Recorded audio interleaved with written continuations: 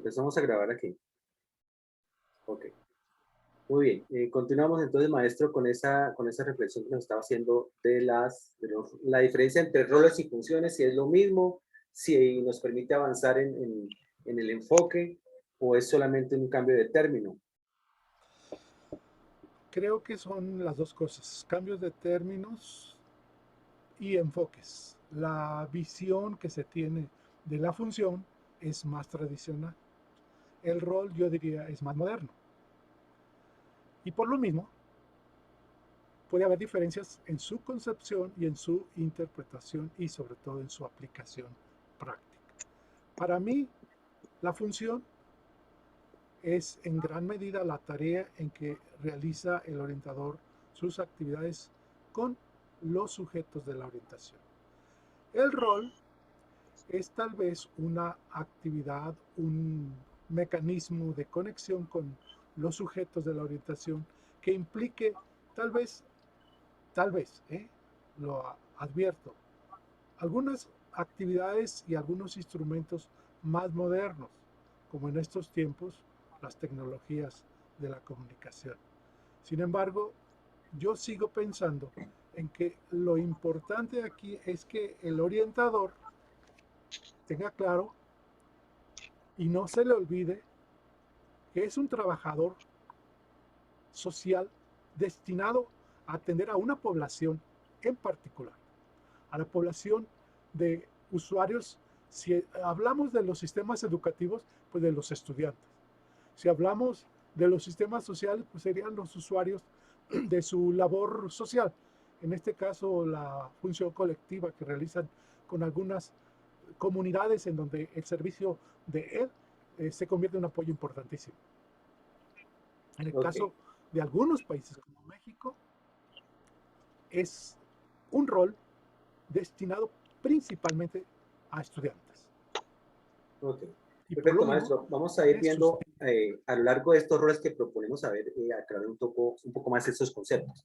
Por ejemplo, aquí proponemos que un rol fundamental de la orientación debe ser el rol de la orientación educativa como agencia de investigación, es decir, los orientadores como investigadores. No sé cómo serán las funciones en México, pero o en Honduras o en otros países, pero en Colombia la investigación no es una función que aparezca literalmente en el cargo. En ninguna parte dice que yo como orientador debo hacer investigación social.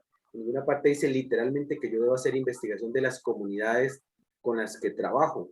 No dice en ninguna parte que yo debo hacer investigación de los orientantes o los estudiantes con los que trabajo. No lo dice como una función, pero pensamos que asumir la investigación, y lo hemos dicho justamente con Chile, hemos insistido en eso, que la investigación está por descontada. O sea, yo no puedo hacer orientación sin hacer investigación.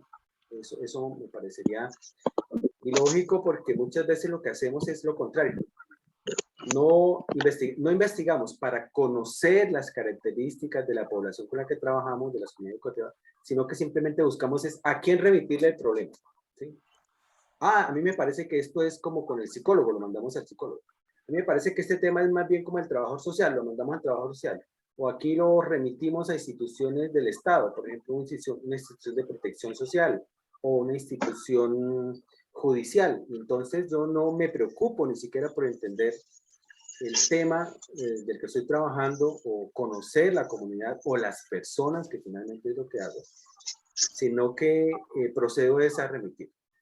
No sé si los colombianos que están acá presentes quisieran intervenir en este tema y explicar. Lo que estoy diciendo básicamente es que no es una función dentro de mi cargo, ni en los del estatuto nuevo ni en el estatuto antiguo, es una función de investigación.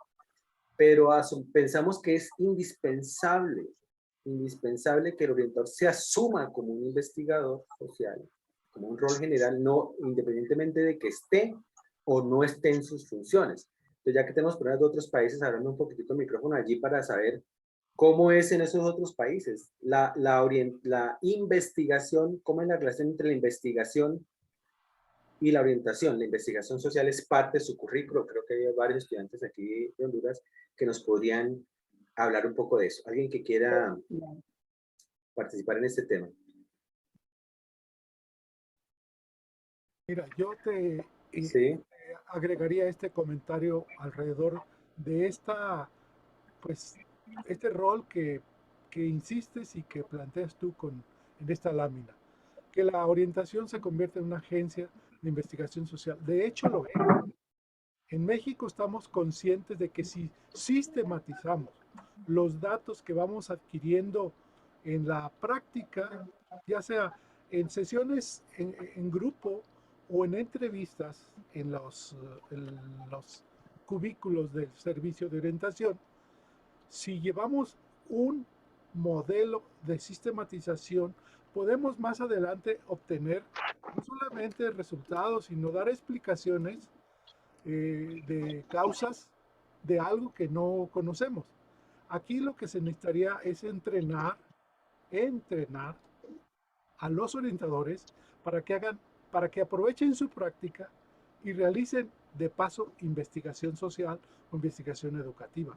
Habría que darles algunas pautas para que planteen desde un principio qué voy a hacer en un semestre, cómo lo voy a hacer, con qué instrumento me voy a apoyar y después qué, qué resultados o a qué resultados llego y explicarlos a través de reportes de investigación. No es solo la buena voluntad, se necesita plantear aquí una metodología de la investigación social con la modalidad o enfoque que tú quieras. La investigación acción, la investigación participativa, la investigación científica, pero cada una tiene sus modelos de operación. Aquí, insisto, el orientador debe estar capacitado para que su tarea se convierta en una actividad de investigación y de ahí obtengamos resultados tal vez más claros y tal vez más aplicables a otras áreas, a a otros planteamientos. Hay bueno, que creo hacer, que le entiendo bien, maestro, cuando apuntamos a dos cosas, una la conceptualización y otra cosa la instrumentalización. Entonces, aquí lo que proponemos en esta diapositiva son tres grandes áreas de investigación. Los factores macrosociales, y ahí yo creo que los comentarios del maestro Julio González ahí son muy pertinentes. O sea, la situación en Venezuela, que es la más crítica en este momento, amerita que el orientador tenga un conocimiento macrosocial, amerita que esos son factores macrosociales de la política internacional sobre los cuales nosotros no tenemos una injerencia directa, pero que debemos conocerlos. Debemos conocer por lo menos los tres grandes modelos sociales, el capitalismo, el socialismo, el comunismo, el cooperativismo que queremos impulsar como ojalá un modelo social. Dos, las necesidades biopsicosociales de las comunidades educativas. Un orientador que no conozca, a ver, hago una aclaración, el orientador conoce las necesidades biopsicosociales de sus comunidades con las que trabaja, pero no siempre, pero no necesariamente tiene esa información sistematizada. Es decir, el día que el orientador se traslada a otra institución, se lleva esa información aquí en su conocimiento de cuáles eran las necesidades de la comunidad con la que trabaja. Y eso lo hemos verificado con Costa Rica, eso lo hemos verificado con varios países que nos dicen exactamente lo mismo. El orientador conoce la comunidad, pero no tiene sistematizada esa información. Yo les puedo decir que con el colegio en el que trabajo, 40% de las familias con las que trabajo están separadas. Esa es una información captada directamente del trabajo de investigación con las familias y lo cual yo puedo sustentar con datos específicos.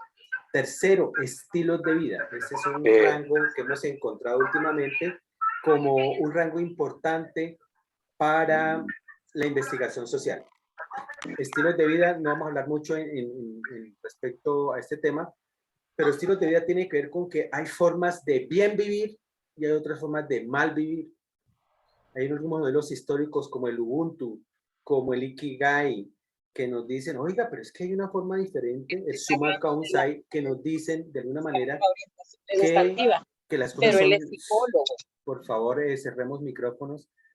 Entonces, hay estilos de vida alternativos que le podemos proponer a las comunidades educativas, entonces debemos investigar en esos tres campos. Ángel María Alvarado, un colega de Bogotá, quiere hacer un comentario. Adelante, Ángel María.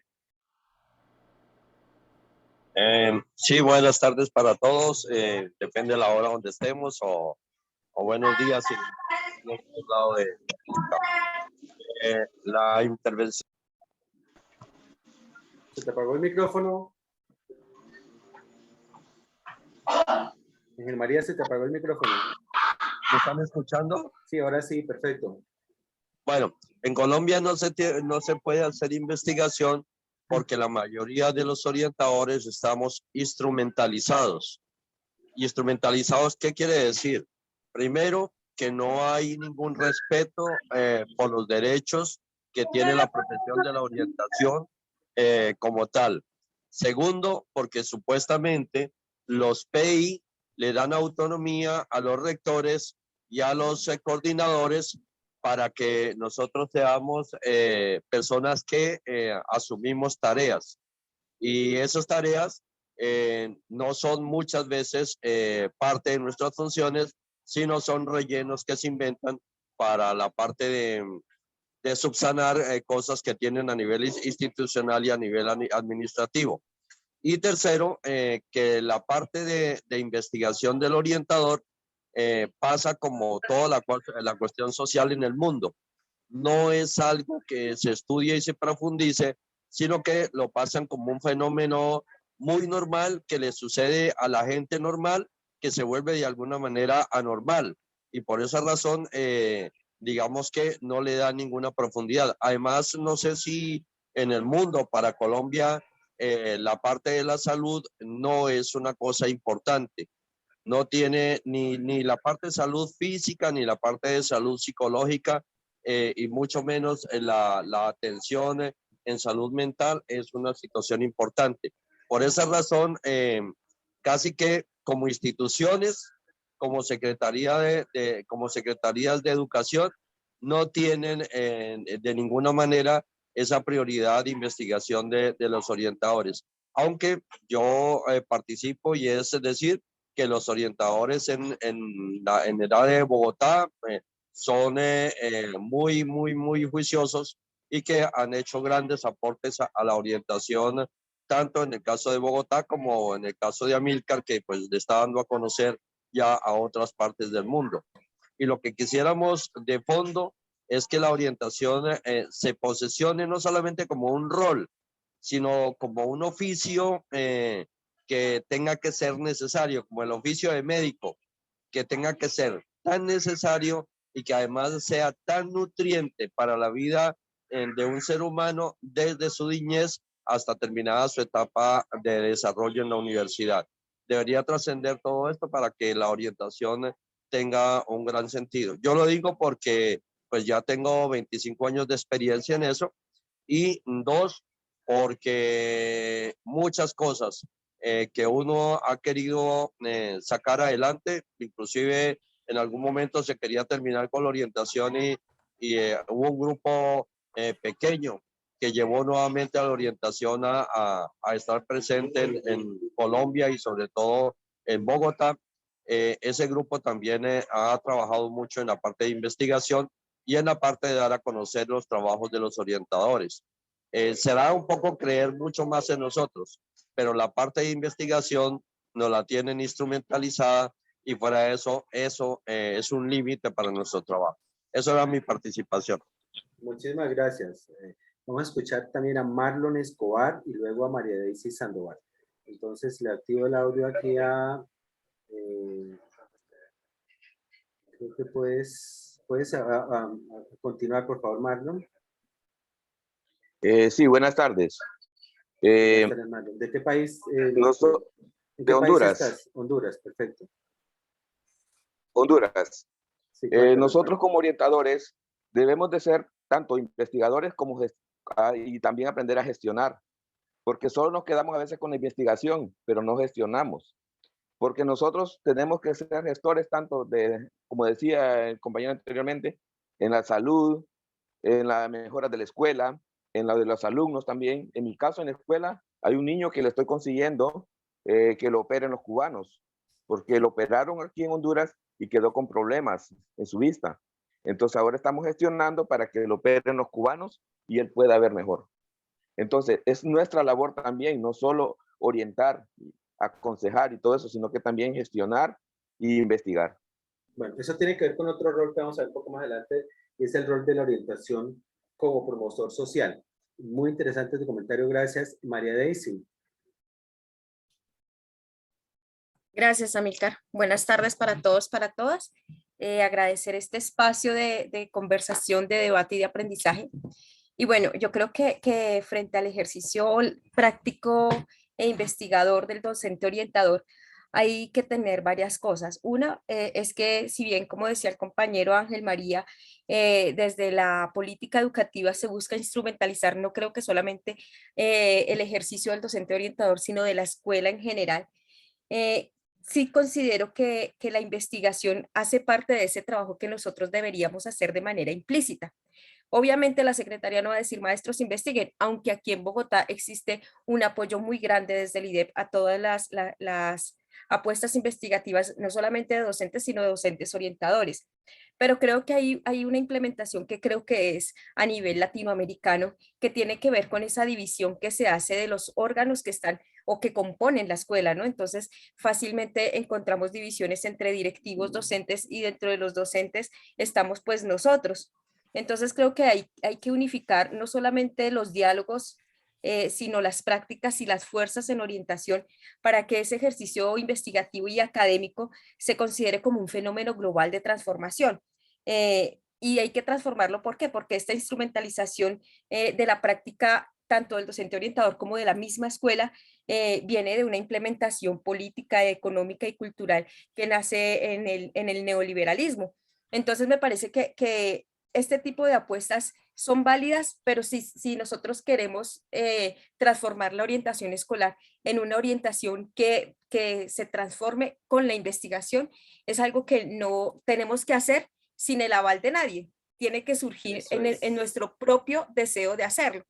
Y creo que de eso, por ejemplo, Amílcar, que fue mi maestro, pues él fue el que me recibió cuando llegué a la Secretaría de Educación en Bogotá y quien me aperturó un poco este camino, y después pues se sumaron los otros. Creo que eso es algo que Amílcar ha intentado un poco interiorizar en nosotros desde lo que él mismo hace. O sea, a Amílcar nadie le dijo, compañero, usted se va a dedicar a investigar y nosotros le vamos a dar una comisión para que investigue, sino que él de su práctica lo fue haciendo y nos ha ido enseñando a todos. Entonces creo que nosotros no podemos esperar a que nuestro patrón o nuestro gobierno nos diga, investiguen. Eso tiene que surgir del deseo interior de nosotros mismos para hacerlo. Muchas gracias, Amílcar. Muchas gracias, Deise. Sí, efectivamente, totalmente de acuerdo con esa apreciación, Deise. Nosotros no necesitamos permiso para investigar. Necesitamos investigar para hacer nuestro trabajo. Entonces, avanzando un poco en este tema de otros roles que se necesitan, retomemos un poco el comentario que decía el compañero de lo social. Maestro, no, para no dejarlo como olvidado, maestro, el orientador en México se ve como un investigador, se ve a sí mismo como un investigador, la sociedad lo ve como un investigador.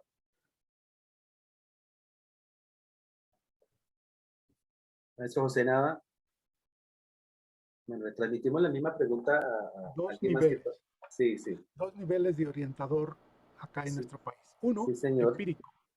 Empírico porque realmente investiga desde que llegan, en el caso de las escuelas, desde que llegan los orientandos al primer día del plantel, hace todo un diagnóstico de cómo se encuentran en aspectos como sus antecedentes escolares, sus condiciones socioeconómicas, su salud tanto física como psicológica, y esperan, plantean a través de sus pues, distintos instrumentos, principalmente su programa de trabajo, plantean qué actividades van a realizar para obtener cambios significativos al final del ciclo escolar o al final de un periodo específico.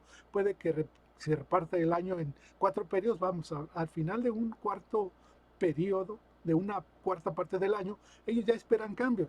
Cambios, por ejemplo, en sus actitudes, en sus calificaciones, en su comportamiento, pero esos están conscientes los orientadores de que esos cambios no dependen estrictamente de su acción orientadora, dependen de los otros factores a los que están sujetos los orientandos, como es la familia, la escuela, la sociedad, los medios de comunicación y todos los factores medioambientales que están influyendo terriblemente en la población, sobre todo juvenil, como son los medios masivos de comunicación que tienen sus propios intereses. Ahí, en ese nivel, es un orientador empírico. Yo quisiera ver que los orientadores aprovecharan su espacio, su campo, su ámbito, sus actividades para investigar y sistematizar sus actividades de tal manera que se conviertan en una acción investigadora y por lo tanto sea un investigador de hecho.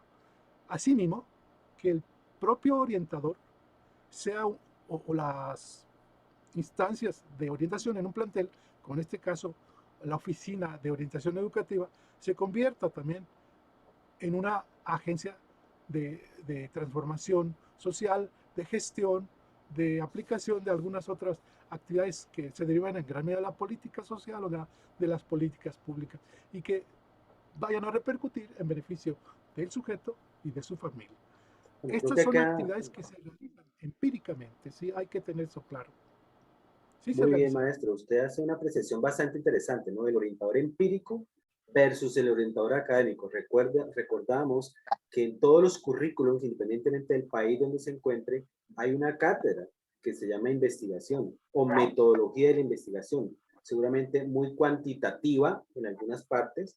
Ahorita está muy de moda lo cualitativo, pero sin descalificar lo uno en lugar de lo otro. Necesitamos tanto la investigación social cuantitativa como cualitativa y la investigación académica con métodos. Es que yo lo cuantitativo y lo cualitativo me adhiero a lo que dice Elsa Bonilla, donde dice es que no hay un dilema entre los métodos cuantitativos y cuantitativos. Hay una colaboración, son dos visiones que yo como orientador debo combinar. Entonces creo que eso queda suficientemente claro que la investigación es un tema por descontado. O sea, el orientador que investiga es un orientador empírico que desde su intuición dice, aquí tenemos que hacer esto o esto, remitir aquí o remitir allá, pero no está dispuesto a asumir la problemática como tal, las situaciones que las comunidades educativas están viviendo.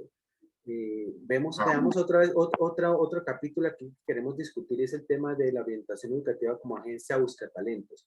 Queremos buscar soluciones, ¿no? Queremos soluciones a lo social, a la necesidad de subsistencia, de protección, de afecto, de identidad, de libertad, de participación, de creación, de recreación. Y si las tomáramos una por una, nos gastaríamos toda la vida asumiendo todas estas necesidades. Y nos vamos a dar cuenta que la orientación no puede resolver problemas en ninguna de esas necesidades, pero sí puede tener un enfoque diferencial. Entonces aquí, y recientemente en mi experiencia personal, en los últimos dos años o tres, me he dedicado más bien a este capítulo de el orientador como agente busca talentos. Generalmente nos remiten orientación a un estudiante porque tiene problemas académicos, porque el muchachito le va mal en matemáticas, en ciencias sociales, en ciencias naturales, en lo que aquí llamamos el núcleo básico, ciencias naturales, ciencias sociales, lectoescritura y matemáticas. Básicamente esa es la situación. Y nos dice, este estudiante no tiene comprensión lectora, no tiene comprensión escrita, no tiene expresión oral, no tiene expresión escrita, tiene deficiencias en matemáticas. Y resulta que nosotros somos los especialistas en estas áreas y la mirada que podemos asumir es la contraria. O sea, en vez de enfatizar en lo que no tiene, en vez de mirar el vaso medio vacío, una ilustración bastante conocida por todos, y es busquemos el vaso medio lleno. Eso suena muy bonito, pero en la práctica no siempre es tan fácil de hacer. ¿Qué podemos opinar respecto a eso? Maestro, el orientador o la orientación como una agencia busca talentos. Micrófono, maestro, se lo volví a apagar. Digo, así Listo. como lo explicas, Sí. está apegado en cierta medida a la realidad. El orientador recibe a sus orientandos pues con todas sus características y dotes personales.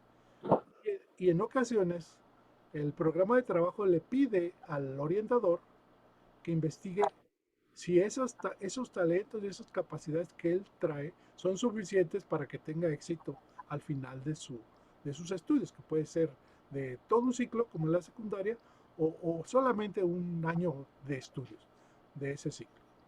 Ahí es donde el orientador utiliza varios instrumentos para poder conocer las condiciones y los talentos que trae el sujeto. Tiene, por supuesto, porque esa es una de las misiones principales, que incrementarlos, que llevarlos a un grado tal que tengan suficiente, que tengan la, digamos, el logro de los propósitos con los que entró ese sujeto, que es en gran medida los propósitos de la familia y en gran medida los propósitos de la sociedad. Entonces, el orientador tiene un gran compromiso encima de su trabajo. Muy bien. Recuerdo que en República Dominicana, cuando nos encontramos, la maestra Berta llevó una ponencia que, como le decíamos, no es que la hayamos olvidado para nada, que es el tema de las inteligencias múltiples. Resulta que en las evaluaciones académicas internacionales tipo prueba PISA, que es una prueba internacional, pues no califican qué tan bonito canta el estudiante, no califican qué tan bonito baila, ni qué tanto conoce la cultura de su país, no califican qué tan buen poeta puede ser, no califican lo artístico, ni califican lo deportivo, ahí no califican si es bueno para el fútbol, si es bueno un nadador, si es bueno para el bádminton, o sea, eso no importa, eso parece que es un importar en el mundo de la vida real, cuando realmente, cuando lo que vemos es que hay personas que hacen su proyecto de vida justamente sobre eso, que en términos coloquiales, yo soy muy malo para las matemáticas, pero soy muy buen bailarín y se hace rap, bueno, ¿sí? Tengo un caso real, yo fui compañero de un humorista famoso aquí en Colombia que se llama Alerta, ¿sí? Y él además de ser abogado, además de ser lingüista, o sea, realmente su ejercicio profesional es el humorismo, de eso vive, esa es su profesión. Sí, pero en ese momento a nadie le importaba si él era buen humorista, si contaba chistes buenos o no. A él le calificaban las matemáticas, las ciencias sociales, las ciencias naturales y todo esto. Entonces, un recordatorio para decir que la escuela es miope, que la escuela solo mira unos aspectos muy puntuales de la vida académica y ni siquiera la vida académica en su totalidad, porque es que finalmente danza, bailar, eso es parte de la cultura, sea cultura contemporánea o sea cultura tradicional. Entonces, cuando hablamos de buscar talentos, es mirar ese vaso medio lleno, pero a partir de la teoría de las inteligencias múltiples. ¿Quiénes son buenos para la inteligencia emocional? Eso no se califica en las pruebas de estado. ¿Quién es bueno para no sé, crear un ambiente de trabajo o trabajar en equipo? Eso tampoco se califica en las pruebas de estado. Entonces, me parece que esa visión del buscatalento, no sé si ya alguien había pensado en eso o lo está asumiendo de esa manera o en su experiencia personal nos puede compartir cómo piensa que ese rol tiene cabida o que no tiene cabida. ¿Será que yo no puedo dedicarme a eso? Si yo decidiera dedicarme todo un año a buscar talentos, ¿sería que no estoy haciendo trabajo de orientación? A ver, ahí esperamos comentarios o alguien más que nos pueda decir cómo ve este tema del rol del buscatalentos. ¿Cómo se ve ahora, maestro, desde esa perspectiva? ¿Usted ha visto que el orientador se enfoca en eso? Sí, mira, aquí nuevamente te hago recordar que no está escrito, no está por escrito en sus documentos guías de que el orientador descubra o perfeccione o eleve los talentos de los sujetos, sobre todo aquellos que están fuera del paquete ese de ciencias básicas que tú mencionabas, biología, lenguaje, matemáticas. Eso es lo que enfatiza no solo PISA, sino la educación mundial, la occidental, que domina en todos los, diría yo, en todos los programas educativos de nuestros países, no se diga de Latinoamérica. Aquí el asunto es que el orientador se tiene que habilitar, a veces en contra de esas visiones reduccionistas del mundo, de la cultura, del individuo, y utiliza, como viste a Berta en República Dominicana, explicando la utilidad y la conveniencia de aplicar las inteligencias múltiples para descubrir a lo que está atrás o oculto en los individuos, y que las escuelas en ocasiones no se fijan porque el énfasis de los programas está dado en el dominio, en principio, de las ciencias básicas. Pero sí hay que buscar los talentos. Hay en ocasiones una separación también entre la vida escolar y la vida social. Aquí, por ejemplo, hay organismos que se dedican a promover a los talentos, por decirlo así, en cualquier aspecto, de arte, de cultura, de deportes. Y desafortunadamente Ahí separan a los sujetos, me refiero a los orientando, para que se vaya allá a perfeccionar y aquí en la escuela no se le ponga atención a eso. Es un problema de concepción, pues, filosófica y política de los sistemas educativos. Ojalá tengamos más atención a esos aspectos que tú señalas. Muy bien, maestro. Cierro esta parte recordando que estamos usando todavía, por lo menos aquí en Colombia, seguimos usando la psicometría de los años 60, que usted conoce muy bien como psicólogo lo que eso significa. Una psicometría en donde se entendía que la inteligencia, los únicos que eran inteligentes eran los que los buenos para el lenguaje y las matemáticas. Y sigue hablando todavía aquí de test tradicionales, el WISE, el WIS. A estas alturas, cuando sabemos que esa psicometría de los años 60 fue construida sobre los años de la posguerra en Estados Unidos, aplicados al ejército, etcétera, etcétera, y que para nada contemplaban esta visión de las inteligencias múltiples, de que no solamente nos interesa lo lógico, matemático, lo lingüístico, sino inclusive inteligencias que ahorita no ahorita cobran relevancia, inteligencia espiritual, inteligencia ambiental, por ejemplo. Bien, tomando el tercer rol que planteamos aquí en la orientación educativa como agencia de cualificación académica laboral, ya el maestro lo mencionó, como que nos dejan en la escuela solamente el tema del problema, solucioname usted el problema de la lectoescritura y la matemática, pero eso de los talentos excepcionales, como que hay otras agencias por allá fuera de la escuela, institutos especializados que hacen ese tipo de trabajo y nos dejan a nosotros como por fuera del asunto. Bien, cuando hablamos de la agencia de la orientación educativa como agencia de cualificación académica laboral, estamos reconociendo en principio, un saludo a la maestra Gabriela Cabrera, que acaba de entrar, también a otros colegas que nos acompañan, que más adelante esperemos que nos den sus opiniones. Claudia Velázquez, Isla Cano, Marlene Janet, y por allí ve alguna amiga, algunos amigos conocidos, que más adelante esperamos escuchar sus voces, porque esto es un conversatorio, no es un monólogo, digamos, por decirlo así de esa manera. Bien, entonces retomamos el tema de la orientación como agencia de cualificación académica laboral. Todo lo que hacemos en función de la escuela está en función de lo laboral, pero sabemos, y tristemente, como no tengo más referencias que la de Colombia en este momento, tristemente las pruebas Saber, que es la prueba de estado, arrojó los peores resultados en la historia, que era lo que se esperaba durante la pandemia. O sea, se esperaba que nos fuera mal, pero nos fue peor de lo que esperábamos. Entonces, ese tema de lo académico por lo académico, acentuado por la pandemia, porque no fue simplemente el tema de que no fue el resultado de la pandemia, porque aún en medio de la pandemia hay estudiantes que obtuvieron puntajes perfectos de 500 puntos sobre 500, lo que nos dice que no es la pandemia per se, que son otros factores que inciden en el rendimiento académico. En la prueba de estado, que es de 500 puntos, los colegios oficiales obtuvimos 250 puntos, o sea, a duras penas quedamos en la mitad, o sea, no pasamos el año.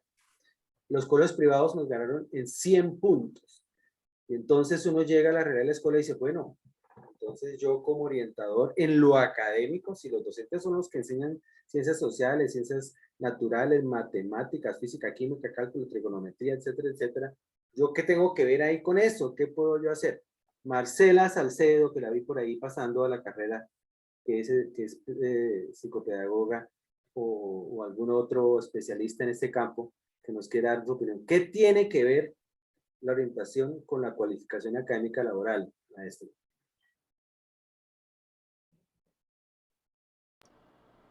A mí me gustaría que los compañeros que están conectados ahorita con la red opinaran, sobre todo los que conocen más de ese campo.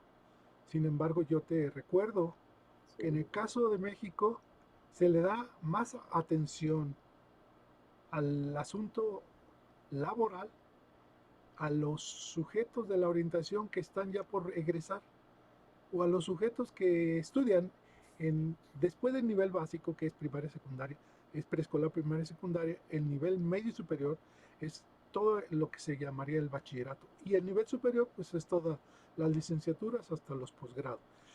En el caso de los orientadores de nivel básico, que es preescolar, primaria y secundaria, pues en la secundaria, sobre todo en el tercer grado, destinan estudios, atención, tiempos para discutir con la familia, con el alumno y a veces con sus propios tutores de grupo, cuál es la opción educativa que es conveniente para que se perfeccione en el sujeto.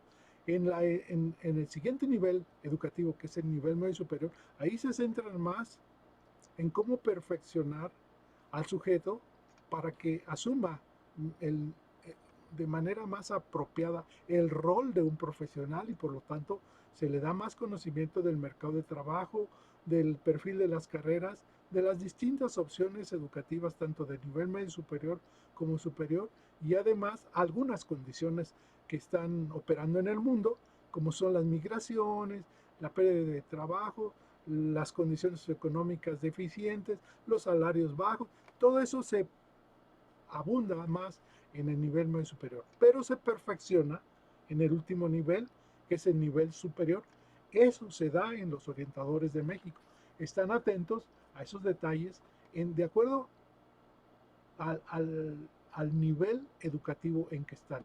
No son así que todo el orientador de todos los niveles educativos estén centrados en el aspecto pues, de la cualificación, es decir, de ponerle más calidad y más atención a lo académico y laboral. Yo diría, en la educación básica está más centrada en la resolución de problemas de carácter académico. Muy bien, perfecto, maestro. Ahí nos aclara mucho, ¿no? Cuando nos referimos a la cualificación, nos referimos es al valor agregado. ¿Qué le pongo yo al trabajo académico que los docentes de base están haciendo? También recupero el otro comentario que decía es que como que de eso nos preocupamos es ya en lo que llamamos aquí la educación media, cuando los estudiantes ya le faltan 2 años para salir a la universidad, entonces como que ahí sí nos ponemos las pilas y miramos a ver, oiga, mira, ese muchacho tiene un nivel de comprensión oral y escrita bueno, pero no es suficiente para que le vaya muy bien en el ámbito académico. Tiene un nivel de expresión oral y escrita bueno, pero no le alcanza para pasar a la universidad. Entonces nos mandan a orientación y bueno, a ver qué hacemos con este tipo de casos y este tipo de situaciones. Entonces, es allí donde el orientador dice, llamemos al papá, llamemos a la mamá, llamemos a la familia a ver qué hacemos. Entonces, el cuadro típico que todos hemos vivido es que el padre de familia dice, pero es que yo soy analfabeta. Imagínense, yo soy analfabeta. ¿Yo cómo le voy a ayudar a este muchacho a que pase a la universidad? La mamá dice, pero si yo ya llegué a quinto de primaria, en el mejor de los casos nos dicen, yo terminé el bachillerato, pero yo ni me acuerdo de eso por allá, que era lo que enseñaba. ¿Sí? Entonces, la familia, aquí caricaturizada y con respeto, nos dice, nosotros no podemos ahí hacer absolutamente nada. Es muy poco lo que podemos. Yo le puedo comprar el computador al chino. Yo le puedo comprar el computador, los libros, los uniformes, no sé lo que necesite, pero en lo estrictamente académico no le puedo ayudar. Y vamos donde el profesor y le decimos, no, pues que yo ya hice lo que tenía que hacer. Yo llevo desde preescolar, sí, maestro, hasta el 11 tratando de hacer algo y resulta que no ha funcionado. Tenemos resultados, vuelvo y le digo, de por debajo de lo esperado, por debajo del promedio. Claro, esas son las transiciones en las que pues también está preocupada la orientación, sobre todo la orientación del futuro inmediato, que es esta década y las siguientes. Son cambios que están viviendo los estudiantes y que los van acercando más a lo que podríamos decir,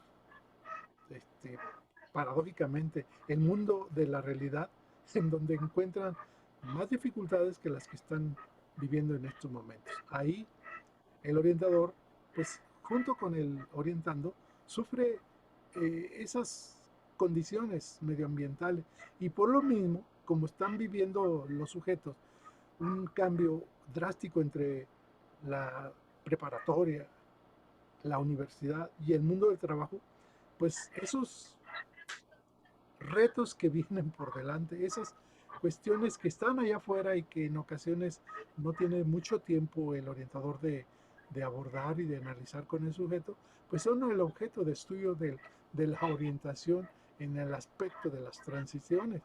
Tienen mucho que ver con, ahora sí que con lo cualitativo de la orientación en nuestro terreno. Muy bien, maestro. En principio le comentamos para él la palabra a Ángel María Alvarado, que seguimos insistiendo que la vida académica es de 4 habilidades comunicativas: la comprensión oral y escrita, la expresión oral y escrita. De eso en otro conversatorio quisiéramos hablar sobre proyectos sinapsis, pero por ahora nos interesa más bien escucharlos a ustedes. Ángel María, por favor. Ángel María trabaja en una Sí, institución. Entiendo que yo, trabajas yo que quisiera encadenar estos dos últimos temas que ustedes están tratando. Uno, la cuestión de los talentos y cazar talentos, me parece que debería ser desde el origen, desde el inicio del niño. buscar, porque nos En han el criticado lo tema de cazar, académico. Ángel María, nos han criticado lo de cazatalentos, por eso hablamos de buscar talentos. Pero te Sí, escuchamos, qué no, pena. pero voy a encadenarlo las dos. ¿Listo? Sí, claro. Y es buscando de que los niños se saquen un poco de la parte del currículum, de la fuerza que tiene el currículo, a tratar de hacer una exploración del talento de cada uno de los niños. Y con eso, pues voy a la segunda parte, y es la parte de la ocupación.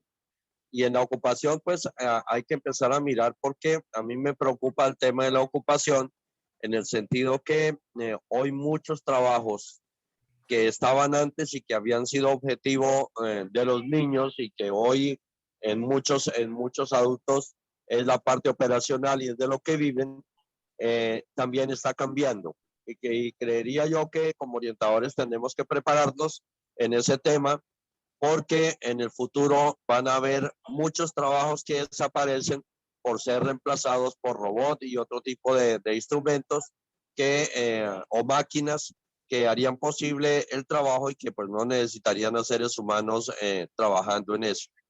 Me parece que como orientadores tenemos que empezar a mirar eso, tenemos que empezar a mirar cómo encauzar en cada generación, y hasta donde alcancemos, cómo impulsar a los chicos para los trabajos que hay, para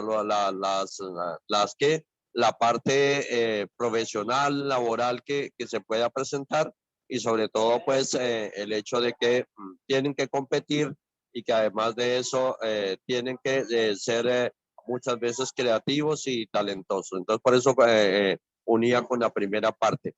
Y la otra parte es una de las cosas que como orientador, pues siempre me enseñaron, era de no trabajar para que los chicos salgan como técnicos o tecnólogos, a ser peones, a ser solamente obreros, y terminar una vida así, sino que la parte laboral también va en la parte de creatividad y en la parte de construcción.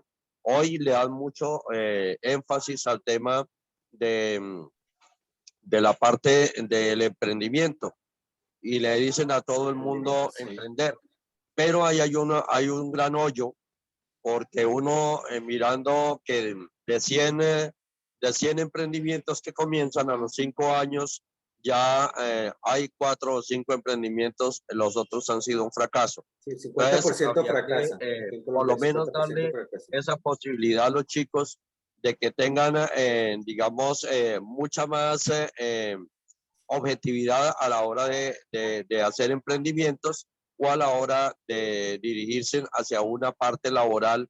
Ojalá que no esté muy, de alguna manera, ¿cómo se puede decir?, saturada ya como profesión. O sea, por ejemplo, abogados, y hay muchos, entonces la gente empieza a ocuparse en cualquier cosa, o enfermeras. Entonces hay demasiadas que ya inclusive en el mercado laboral se les paga mal para que usen su profesión, y se les cambia los horarios, etcétera. Entonces, yo creo que es una parte que hay que prepararnos mucho como orientación. Esa sería mi invitación. Muchas gracias. Palmando el primer comentario del maestro José Nava con el compañero en Bogotá, nos damos cuenta que el trasfondo de todo esto es lo que hemos venido entendiendo como orientación vocacional, profesional y socioprofesional, que definitivamente sí, como dice Ángel María, tendríamos que replantearlo en el siglo XXI, donde desaparecerán muchas profesiones, donde aparecerán muchas otras, y que justamente el tema de la cualificación es cada vez más duro, ¿sí? Aquí les decíamos hace poco a unos estudiantes en el curso, yo les decía, mire, no es necesario tener título de bachiller para ser empacador de productos en un supermercado. No es necesario ser bachiller para entregar, para ser repartidor. Pero si usted va a conseguir el trabajo, generalmente le van a dar el trabajo al que es bachiller. Entonces no es tanto la garantía de tener un título de bachiller, sino la desventaja de no tenerlo. Entonces eso hace que el mundo de la competitividad sea cada vez más difícil, mucho más duro. Ahora llegan venezolanos de a todas partes del mundo compitiendo, no, ni siquiera por un salario en algunos casos, con respeto de los colegas venezolanos, compitiendo ni siquiera por un salario, sino por un plato de comida y un techo. Entonces así es muy difícil competir. Entonces es un tema que creo que nos obliga a pensar en un próximo conversatorio. Ya Dorelis estaba pidiendo la palabra, Dorelis Cortés y después Lorena Magaña. Adelante, Dorelis. Luego Flor Medina, Honduras, Aló, ahí buenas presentes. Aló, buenas tardes. Buenas tardes, Dorelis. Te escuchamos. ¿De qué país? De Venezuela, Venezuela. Estado Zulia, Maracaibo. Sí, señora, con mucho gusto. Qué placer Bueno, escucharlos. ok, los estoy escuchando y verdad que la temática es muy bonita. Es la primera vez que participo en esto, ¿no? Soy orientadora, licenciada en Educación, mención orientación del Estado Zulia y tengo una maestría también en orientación educativa. El profe conversaba algo sobre los talentos y la parte laboral. Imagino que lo que se está hablando es la parte vocacional en orientación. Sí, Nosotros claro. acá en Maracaibo, los orientadores tenemos 5 áreas. La parte vocacional, la familiar, la laboral y otras, ¿no? Y nosotros, dependiendo de la escuela y el sector, se trabaja con lo que son los talentos. Si tenemos una escuela que tiene preescolar, que tiene la primaria y el bachillerato, nos repartimos estas áreas y vemos en el estudiante su potencial. Ese potencial nos va a servir a nosotros, los orientadores, para que el estudiante nos haga acompañamiento, por ejemplo, de carteleras, de actividades de cívico. Y acá en Maracaibo se trabajan con las brigadas, se trabaja con la parte laboral en los estudiantes, donde antes el ministerio les daba un bono, una ayuda a esos estudiantes. Esos estudiantes tenían que ser mejor promedio, ¿verdad? Y allí el estudiante se le iba viendo su parte laboral. Acá se trabaja también en el área de campo, se llaman CRP, y el estudiante se le presenta una serie de actividades allí, dependiendo también la zona. Si estamos en una zona rural, bueno, se le presentan actividades para el cultivo, otro tipo de proyección. Y así vamos viendo nosotras las orientadoras el perfil vocacional del estudiante. Aparte de eso, nosotros acá tenemos unos instrumentos que miden la parte vocacional del estudiante y hacia dónde se quiere dirigir. Para eso nosotros hacemos talleres. Esas pruebas nos permiten a nosotros en la teoría ver los factores que repercuten en el estudiante. Si tenemos una familia que es profesional, ¿verdad? Va a haber factores ahí que van a intervenir, un papá, una mamá, que nos va a decir, sé médico, sé docente, sé ingeniero, porque nosotros lo somos. O si tenemos unos papás que académicamente, o sea, no son profesionales, son de muy bajos recursos por la zona que es rural, siempre tiene un ejemplo que dice, sé como tu tía, ella es médico, él es ingeniero. Entonces hay factores que se dan en ese estudiante que de repente no quiere ejercer ninguna de esas carreras y decide no, o no estudiarla o irse por lo que dicen los papás. Nosotros cuando ya tenemos identificado al estudiante por un instrumento, porque se nos ha sido remitido, porque ha llegado de manera propia y voluntaria, nosotros le ayudamos en buscar las universidades que ofrecen la carrera al cual quiere estudiar, traemos invitados a la escuela para que ellos vayan viendo así qué campo laboral. Si hablamos de Venezuela ahorita, nosotros estamos proyectando la parte laboral no como antes. Antes, ¿qué quiero decir? Que antes se proyectaba de irnos a una PDVSA, a una Pequiven, a empresas grandes. Ahora no, ahora estamos trabajando en el estudiante que puede ser su microempresa laboral.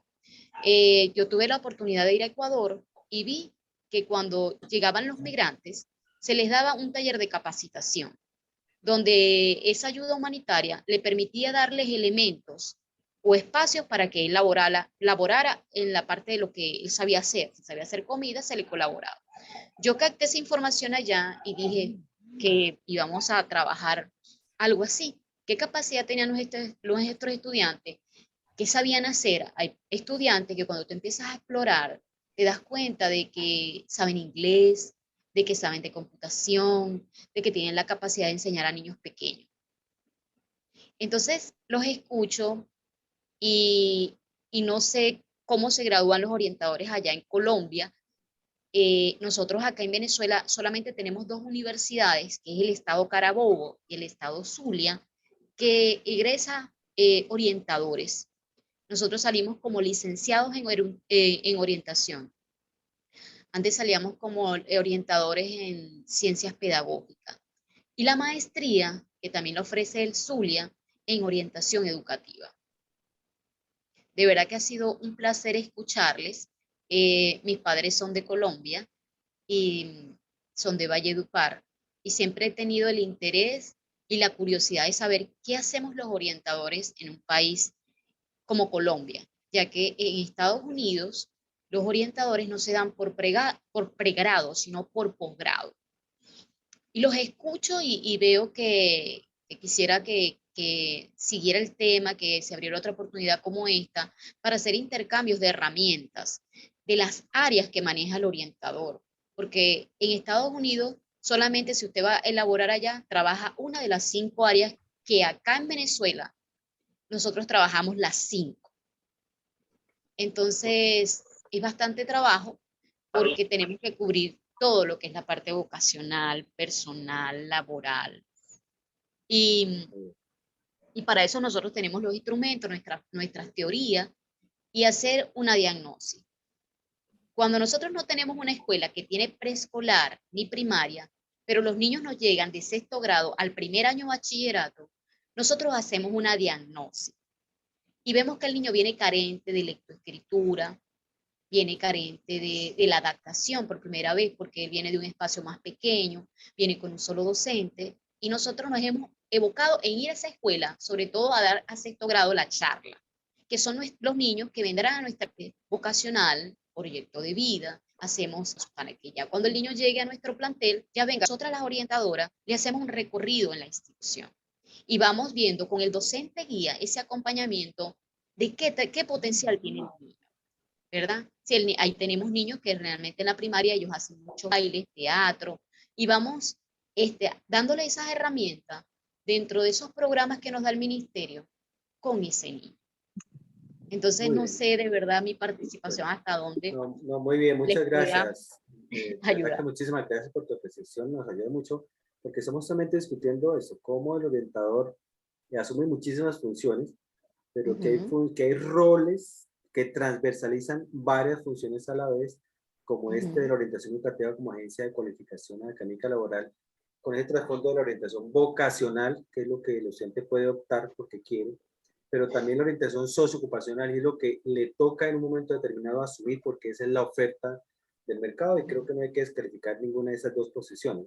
Creo que también nos afianzamos en la idea de que vamos a tener que realizar un conversatorio específico acerca de qué entendemos por orientación vocacional, profesional y socioocupacional en el siglo XXI, más allá de las funciones que están adscritas en cada país, si es Estados Unidos, si es, que es una población que no conocemos, que sería bueno mirar qué hacen los orientadores con población latina en Estados Unidos, por ejemplo, sería muy interesante, pero pensamos que hay unos roles transversales, diríamos que para no dejarlo al final, y es que si yo me dedico solamente a hacer orientación vocacional, profesional y socioocupacional, que en Colombia se hace desde preescolar, y que los orientadores no somos formados específicamente para ser orientadores, somos psicólogos, psicopedagogos, trabajadores sociales, pedagogos educativos, terapeutas ocupacionales, cargos que no necesariamente están diseñados o profesiones que no están diseñadas específicamente sobre la orientación.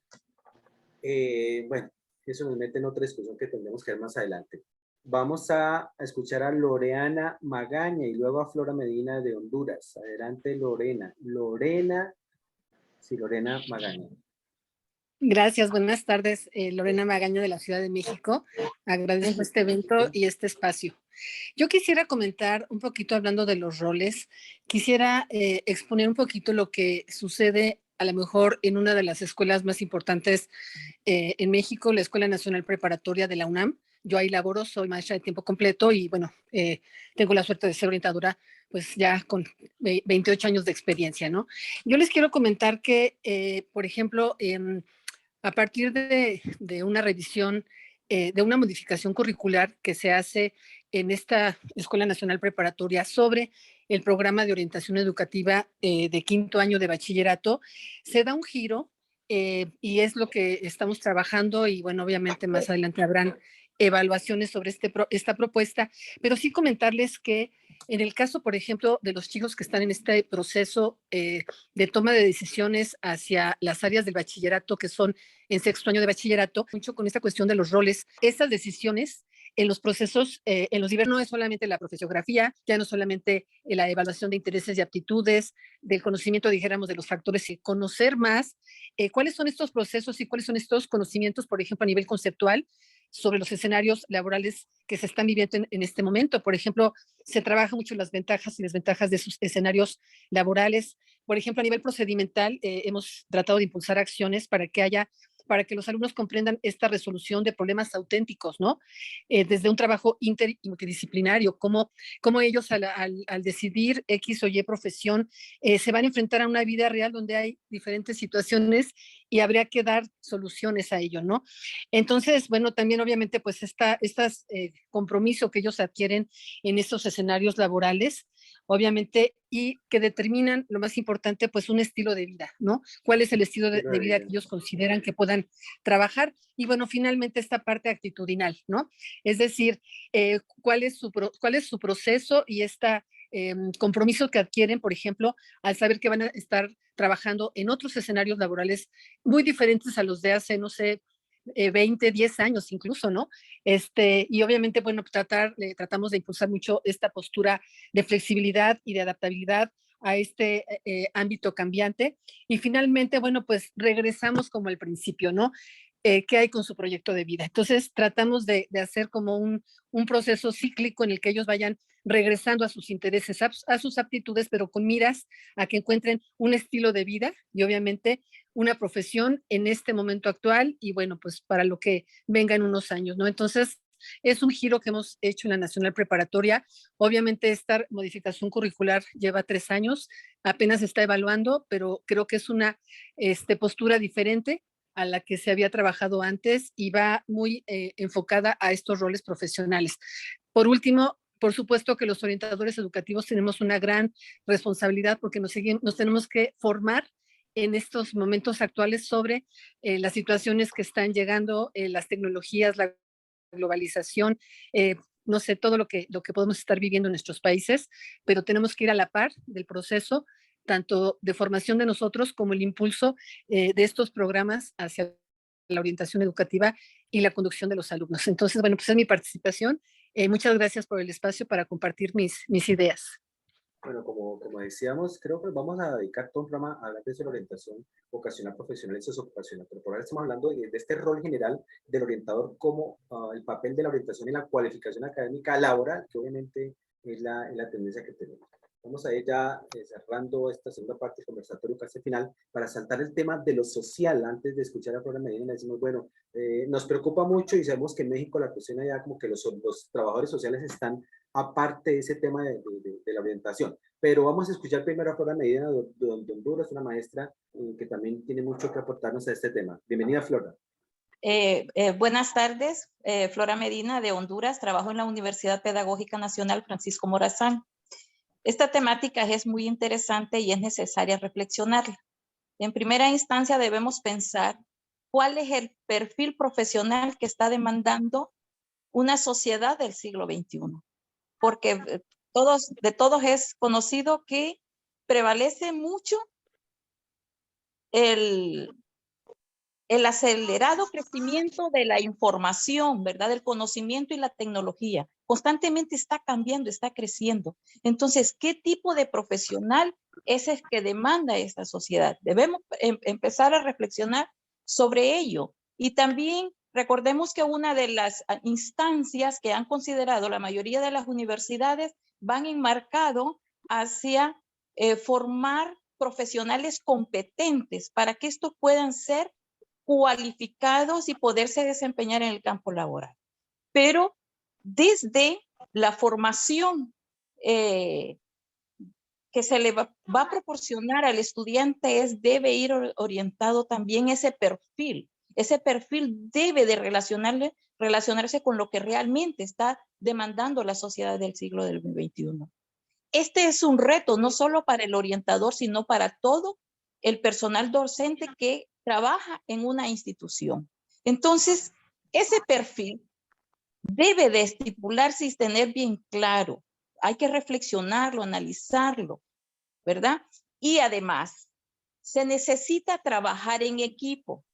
El orientador solo no va a poder hacer todos los cambios, pero sí de esa necesidad puede surgir algunos roles. ¿Qué es lo que puede hacer el orientador desde ese puesto del cual él se desempeña? Por ejemplo, al estudiante ahora no hay que darle tanto contenido. Al estudiante hay que enseñarle qué hacer, cómo aplicar ese conocimiento. Y una de las roles que debemos emprender los orientadores es a enseñarles a los estudiantes a que logren ese aprendizaje de manera autónoma, ese compromiso autónomo de lograr sus propias competencias. Entonces, de ese análisis, allí podrían surgir algunas necesidades. ¿Qué es lo que debe de realizar o emprender el orientador, verdad? Para poder fortalecer ese profesional que se está demandando.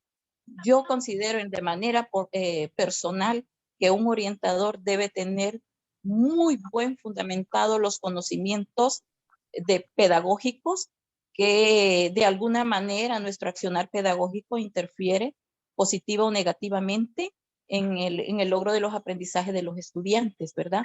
Y otra cosa es también fundamental que un orientador sea investigador de su propia práctica y de esa manera va a ir poder fortaleciéndose. Entonces habría que hacer un análisis, una reflexión de toda esta situación para ver realmente cuál es el tipo de orientación que está demandando la sociedad del siglo XXI.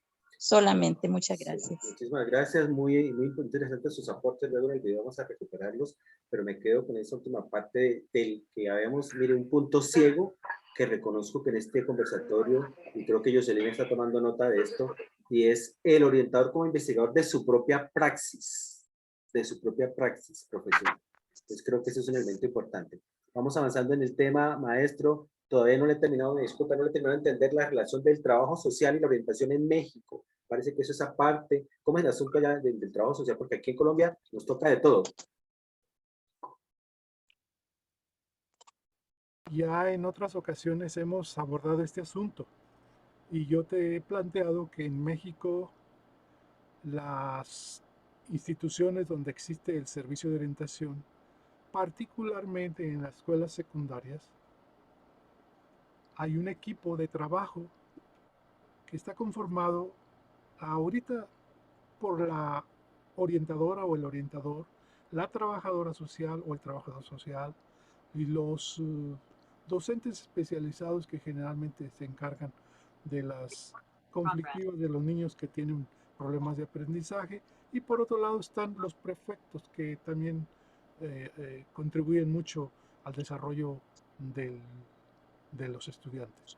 En el caso del desarrollo sociocomunitario, si yo lo entiendo bien como se ve acá en México, es que toda aquella acción que realiza la escuela es en beneficio de la comunidad. No es una tarea específica educativa que vamos a realizar acciones para fomentar, mejorar, desarrollar los niveles o alcanzar mejores niveles de desarrollo de Creo que si le activo otro micrófono. Acá es una trabajadora social que se encarga desde un inicio que llega el estudiante o el orientando a las escuelas de investigar condiciones socioeconómicas, la estructura de la familia, en cierto modo las aspiraciones que tiene el propio estudiante de lo que va a realizar en el tiempo que esté en la escuela. Y si hubiera necesidad, por ejemplo, de apoyarle al estudiante en algunas condiciones económicas deficientes, buscarle, por ejemplo, apoyos económicos, pues la trabajadora social se encarga de buscarle becas de los programas públicos que existen o privados, y también de asistir a las comunidades donde se encuentran las familias y buscar cómo mejorar sus condiciones. El orientador no hace visitas a las comunidades educativas, salvo muy pocos casos donde en el plantel solamente exista orientador o solamente exista trabajador social, y en ese caso hacen los roles, cumplen los roles de ambos cuando en una institución no se cuenta con un equipo integrado, por lo menos por esos 4 profesionistas que te mencioné. Por lo tanto, la orientación educativa no se considera una agencia, aunque en los hechos es una agencia de desarrollo socioeconómico, porque su función va en beneficio de elevar las condiciones de vida de las familias. Entonces, ahí no hay conflicto. Lo que no hay es una delimitación específica de que el programa de orientación tenga un capítulo destinado al desarrollo socioeconómico. Bueno, creo que lo entiendo mucho mejor, maestro, pero la confusión es por lo siguiente. Aquí los trabajadores sociales en Colombia son orientadores, igual que el psicólogo, igual que el psicopedagogo, igual que el terapeuta ocupacional, igual que el pedagogo reeducativo, igual que el sociólogo con especialidad en orientación, del cual no conozco a ninguno que sea sociólogo y especialista en orientación, pero la ley dice que sí, que se podrían en algún momento determinado admitir esas especialidades.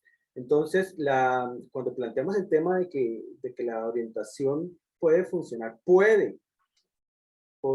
funcionar como una agencia de desarrollo sociocomunitario, nos estamos refiriendo a que esa labor la podría asumir un psicólogo, un trabajador social, un pedagogo, un psicopedagogo, un terapeuta ocupacional, porque estamos pensando, o bueno, queremos ponerlo a prueba. ¿Será que eso es así como tan fácil como lo decimos, de que un psicólogo, un pedagogo asuma el tema del desarrollo sociocomunitario, como que no pasa nada, o que en el mejor de los casos yo me pueda dedicar solamente a eso durante todo un año? Cuando estamos hablando de eso es promoción de, por ejemplo, el emprendimiento, ya lo hablaba de María. Si yo me dedicara un año como psicólogo, como orientador, a solamente hacer desarrollo comunitario, promoción del emprendimiento familiar, estaría cumpliendo con todas las funciones que se le cuelgan en la orientación. A ver qué nos dice Jairo, que lo veo muy, muy concentrado. Si yo llegara a Costa Rica con esa idea, a ver, si yo llegara, Jairo, con esa idea, entre comillas, revolucionaria de Costa Rica, que no, a mí ni me muestren el manual de funciones del orientador en Costa Rica, o sea, ni me digan cuáles son las funciones. Simplemente yo vengo aquí a hacer desarrollo sociocomunitario. ¿Cómo me iría con los costarricenses, con los ticos? Un abrazo allá para los ticos. Gracias, maestro, y a todos los colegas de todos los países. Sí, definitivamente, nosotros aquí en Costa Rica, hace años venimos quitando el tema de asistencialismo en orientación. Perfecto. Que no somos asistencialistas, principalmente en el sistema educativo, porque antes éramos los que, si un chico se le quema la casa, tenemos que recoger los víveres, buscar materiales, y olvidamos la parte profesional de orientación del proceso que llevamos tanto educativo vocacional, relación personal social y con la familia. Entonces, se instaura, se crea el Instituto de Ayuda Social, IMAS, Mixto de Ayuda Social, quienes son los encargados, trabajadores sociales, principalmente sociólogos, de hacer el estudio socioeconómico de las familias y destinar la beca que otorga el gobierno a los estudiantes. En este caso aquí se le llama Avancemos en Secundaria, Crecemos en Primaria, y es una beca destinada al gobierno, pero que orientación en este momento ya no la tramita, ya no trabaja en ese proceso. Antes sí, te puedo hablar de unos 10 años, tal vez atrás, teníamos que llenar la FIS y mandársela a Limas. Ya fuimos o hemos logrado por parte del mismo proceso y por parte del Ministerio de Educación y de algunos compañeros que cuando estábamos estudiando, pero es que orientación, por lo menos en Costa Rica, insisto, no es de asistencialismo a las familias, es de apoyar, de enseñar a pescar y no dar el pescado, sino de apoyar los procesos para que el estudiante vaya eligiendo sus proyectos de vida y su selección de procesos educativos. Ok. Jairo, te estaba escuchando con atención porque también hemos hablado en otras ocasiones. Estamos totalmente de acuerdo, y creo que en toda Latinoamérica, que la función social del orientador no puede ser asistencialista. Aquí en Colombia, cuando yo llegué al servicio de orientación, el departamento de orientación, en el 94 me encontré con que las oficinas de orientación eran prácticamente dispensarios y depósitos. Guardaban las toallas sanitarias, se guardaban los balones de los estudiantes, se guardaban las maquetas, se guardaban las banderas, se guardaban cualquier tipo de cosas que llegara ahí. Y entonces, obviamente, el orientador se volvía un dispensador. Dispénseme una toalla sanitaria, présteme la cocedora, présteme la fotocopiadora, hágame esto, hágame lo otro, desvirtuando lo que alguna vez se planteó como el modelo de servicios que, según Esperanza Baucela Herrera, venezolana, que hizo una maestría o un doctorado en España, habla de los modelos de orientación, con lo cual yo empecé a investigar la orientación en mi tesis de maestría, y decía eso, es una desvirtuación a través de lo social y bajo el sofisma del bienestar. Ahorita que como eso es bienestar, entonces chum para orientación. Que llegó la caja de refrigerio, chum para orientación porque eso es bienestar. Una falacia, porque es que el bienestar no es simplemente el tema de lo asistencial, pero tiene que ver con la asistencia. Entonces obviamente no estamos proponiendo que la orientación regrese a los años 80, 90, donde se encargaba de repartir esto y repartir de lo otro, ni siquiera el tema de la visita domiciliaria, porque es que nosotros trabajamos en el ámbito académico, ámbito escolar. Pero cuando hablamos de lo sociocomunitario en otro sentido, estamos hablando del orientador como promotor de la organización comunitaria. Por ejemplo, puede ser el modelo cooperativista, y qué pena que sigamos hablando de esto porque es que no hay modelos alternativos. O sea, o es el cooperativismo o no es nada. O sea, no tenemos ninguna otra forma de pensar lo comunitario diferente al capitalismo, diferente al llamado socialismo, diferente al llamado comunismo.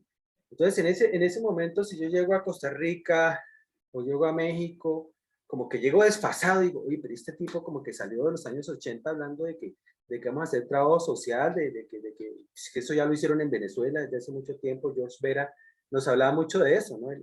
La orientación de los años 80 en Venezuela, gran parte fue este tipo de lo que se entendía como sociocomunitario, que era el asistencialismo, ¿sí? O sea, salir yo a repartir la bolsa de refrigerio, la caja de toallas sanitarias, hasta el papel sanitario, porque hasta eso se necesita dispensar los condones, tema que vamos a discutir después, el 8 de marzo, Día de la Mujer. Vamos a hablar del tema de la educación para la sexualidad, que aquí parece parece que como que no está contemplado en estos roles, pero todo eso para decir que lo comunitario definitivamente no es lo asistencialista. Correcto. Que tenemos que trascender a ese modelo de lo sociocomunitario, pero sí estamos por lo menos por la línea de promover el emprendimiento. Ya vuelvo y cito a Ángel María, que ya lo decía. ¿Será que el orientador, si asume ese papel de promover el emprendimiento, puede hacer trabajo de orientación sin, vuelvo y digo, ejemplo teórico, me olvido de todas las otras líneas, porque aquí entra lo que llamamos confluente. Confluente nos referimos si es que independientemente de la línea de trabajo que yo asuma, voy a llegar al concepto del bien vivir, de lo que antes llamamos bienestar, y por eso aclaro aquí, no hablamos ahora de bienestar, hablamos del bien vivir, que implica el bien tener, el bien hacer desde lo ético, el buen comportamiento, y el bienestar, que es la convivencia. Por eso aquí recuperamos, y también vamos a tener que hacer un conversatorio sobre ese tema de qué es lo comunitario desde la filosofía Ubuntu, qué es lo comunitario desde la filosofía Ikigai, qué es lo comunitario desde el Summa Konsai, qué es lo comunitario que como orientadores nos puede permitir una visión diferente frente al mundo de la escuela. Y tampoco es salir a la plaza pública, tampoco es salir al barrio, tampoco es hacer puerta a puerta en ningún sentido, sino va bien, es que nosotros trabajamos, la comunidad viene a nosotros, ni siquiera tenemos que ir a la comunidad, no tenemos que ir a los barrios. Pero otro capítulo que nos interesa es mucho de el trabajo interinstitucional, ya creo que Jairo lo mencionaba, no nos corresponde el reparto de las cosas, pero de pronto sí nos corresponde ese tema de lo intersectorial y me gustaría que Jairo aclarara un poquitico esto. ¿Cuáles son las instituciones con las que obligatoriamente la orientación tiene que trabajar en el tema de lo comunitario? Tú ya mencionaste algunos. Sí, correcto. Inclusive, bueno, el sistema municipal aquí en Costa Rica, las municipalidades tienen sus departamentos de desarrollo sociocomunal, socioeconómico, psicológico, la caja del seguro social, con la clínica del adolescente, en todo lo que es salud mental, que estamos trabajando activamente, porque al ir a una nueva presencialidad en este año, pues entonces vamos a tener estas diferentes situaciones. Hay asociaciones de desarrollo en cada una de las comunidades, entonces estas asociaciones igual son entes comunitarios colaborativos que en coordinación con los centros educativos podríamos crear una red de apoyo para los estudiantes y familias que lo necesitan. Perfecto, Jairo. Aquí hablamos de los 4 sectores. El sector educación. Pues nosotros estamos en el sector educación, pero tenemos que articularnos internamente con el sector de educación, un trabajo intrasectorial con las universidades, con los otros colegios, con otras entidades educativas que tienen que ver con orientación. El sector bienestar, que aquí es la recreación y el deporte. El sector salud y el sector protección especial, que es lo judicial. Entonces, eso sí depende mucho como de la legislación y las funciones y la reglamentación que el colegio tenga, y si es que esas gestiones las debe hacer el directivo, el encargado de la institución educativa, el rector en este caso, o directamente el orientador es quien puede hacer esa articulación. Vamos cerrando porque nos vamos a ir casi, nos quedan unos 10 minutos solamente para hablar de este tema de la orientación educativa como agencia del bien vivir. Vea que aquí nos permite hacer el empalme, maestro José, con el tema de que no trabajamos en función de lo instrumental ni lo asistencial, que es lo que entendíamos antes por el bienestar. Por el bienestar, y el bienestar se ha entendido casi siempre es como lo asistencial, ¿sí? Si yo soy del departamento de bienestar, como aquí falazmente nos llaman, entonces yo me tengo que encargar de repartir todo lo que llegue al colegio. Falso, creo que eso no es el camino que estamos buscando. Sino la agencia, sino entender la orientación como una agencia del bien vivir, y eso tiene que ver con los estilos de vida, que no vamos a hablar de eso, pero apenas lo vamos a mencionar. ¿Qué podemos aprender del estilo de vida que se llama, por ejemplo, Ikigai? Para eso le hicimos un conversatorio, se lo podemos compartir. Este Ikigai propone mantenerse activo, tómatelo con calma, vive el momento, no cometas excesos, cuida a tus amigos, prepárate para tu próximo cumpleaños, sonríe gracias a la vida, conéctate con la naturaleza, sigue tu propósito de vida. ¿Y aquí formamos con el primer rol? Por eso, si tomamos el primer rol, podemos hablar del rol del orientador como promotor de estilos de vida, no para el bienestar, sino para el bien vivir. Y eso no afecta solamente al estudiante ni a la familia, sino a toda la comunidad. Otro estilo de vida, el cooperativismo como estilo de vida, otros estilos de vida que hemos venido estudiando, el Suma Kwansai, sí, pero en conclusión, básicamente tiene que ver con eso. Lo que estamos diciendo, vuelvo y digo, insisto en lo confluente. Básicamente, desde cualquier camino que el orientador tenga conceptualizado de manera clara, le va a apuntar al bien vivir. Desde lo intrapersonal, talentos, desde lo académico, cualificación de lo que le hace falta al estudiante para llegar al mundo laboral con mejores posibilidades. Y desde lo comunitario, le estamos apuntando al bien vivir, a que las comunidades educativas con las que trabajamos, pues asuman un estilo de vida diferente. Acá se me pegó un poco bueno, vamos a dedicar unos momentos para conclusiones, como para qué cosas nos quedan entre el tintero, entre ellas un conversatorio pendiente sobre orientación vocacional profesional, un conversatorio sobre pensar un poco las profesiones del futuro, y lo que decía Flora, que vuelvo a retomar y me parece muy importante, la investigación de la praxis del orientador. El orientador investigando su propia práctica, y cómo a partir de esa investigación, pues obviamente replanteamos nuevos enfoques de trabajo, más sinérgicos, con menos desgaste, porque usted mira el orientador todo el tiempo, yo hice cantidad de cosas, pero finalmente de eso no sé qué sirvió y qué no sirvió. Maestro. Maestro José. A ver, Amílcar, lo primero que hay que rescatar aquí en este conversatorio es que el orientador debe tener muy claro cuáles son sus roles. Si le asignamos más roles por un lado de su función esencial para la cual él se formó, y por otro lado, si le asignamos más roles que rebasen el tiempo de trabajo de su institución, de su horario de trabajo, entonces tenemos muchos riesgos, sobre todo si no le ayudamos a precisar cuál es el contenido de su rol, el sentido, la filosofía, la epistemología, las bases metodológicas. Esos para mí son los complementos de la función, del rol. Pero el orientador de nuestros países debe tener muy claro qué es lo que hace, y qué es lo que debe de hacer, qué es lo que puede hacer y qué es lo que le corresponde hacer.